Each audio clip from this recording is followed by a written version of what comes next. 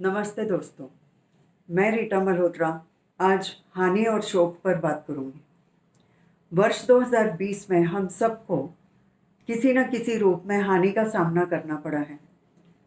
नुकसान बिजनेस का, नौकरी छूटने का, सेहत के गिरने का और सबसे दुखदाई किसी प्रियजन को खो देने का। नुकसान होने पर दुख होना स्वाभाविक है, पर दुखी रहने की कोई समय सीमा नहीं है, न ही कोई तय तरीका। साइकियाट्रिस्ट क्यूबलर रॉस के अनुसार शोक अवस्था के 5 चरण हैं। पहला है इनकार या डिनायल। ये एक स्वप्न अवस्था जैसा है।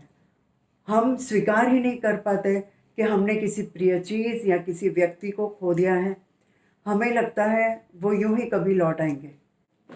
दूसरा है क्रोध या एंगर।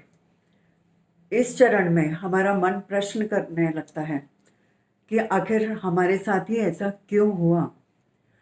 हम औरों पर दोष देने लगते हैं। हम उस भगवान से भी नाराज़ हो जाते हैं जिसने हमारे साथ अन्याय किया। इतना ही नहीं, हम उस इंसान पर भी गुस्सा हो जाते हैं जो हमें इस संसार में अकेले छोड़कर चला गया। दरअसल इस गुस्से के अंदर एक डर छिपा होता है कि जो खो दिया है उसके बिना हम जिएंगे कैसे। तीसरा है सौदेबाजी या बार्गेनिंग। हम अपने दुख में खुद को हारा हुआ महसूस करने लगते हैं। हमारा मन इसी उधेड़बुन में रहता है कि काश हमें कुछ समय और मिल जाता, काश हम कुछ और कर पाते।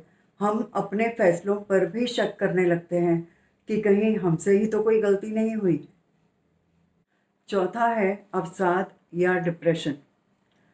इस चरण में हमें हानि का एहसास होना शुरू होता है। जो हुआ है उसे हम समझने की कोशिश करते हैं।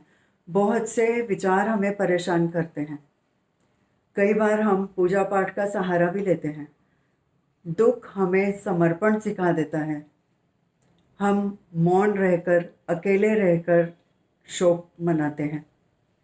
अपने अंतर्मन से जुड़ने का दौर है ये।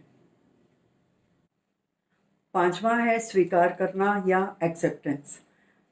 इस चरण में जो हुआ है उसे हम स्वीकार करने लगते हैं। हानि के साथ, हानि के बावजूद हम जीने की कोशिश करते हैं। ये तो हो चुका है, अब हम आगे क्या करें ये सोचने लगते हैं। शोक का हर चरण हमारे अंदर एक परिवर्तन लाता है। इस सफ़र के ये 5 स्टेशन क्रम के अनुसार लाइन में नहीं आते। ना ही ये कहा जा सकता है कि हमारे दुख की गाड़ी कितनी देर रुकेगी वहाँ। हर हानि और उससे जूझने का तरीका हर इंसान के लिए अलग होता है। कहते हैं जिस तन लागे सो तन जाने, दूजा क्या जाने पीड़ पर आई। लेकिन मैं कहती हूँ शोक के मामले में जिस मन लागे वो मन जाने, दूजा क्या जाने पीड़ पर आई। कभी कभी बहुत लंबा होता है ये गम का सफ़र, इसलिए धीरज रखना बहुत ज़रूरी है।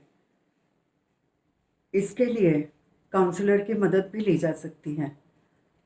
आप मुझसे भी संपर्क कर सकते हैं। मैं भी लोगों को उनके शोक से उभरने में विभिन्न तरीकों से सहायता करती हूँ। मेरे कॉन्टैक्ट डिटेल्स वीडियो के डिस्क्रिप्शन में है। आज के लिए बस इतना ही।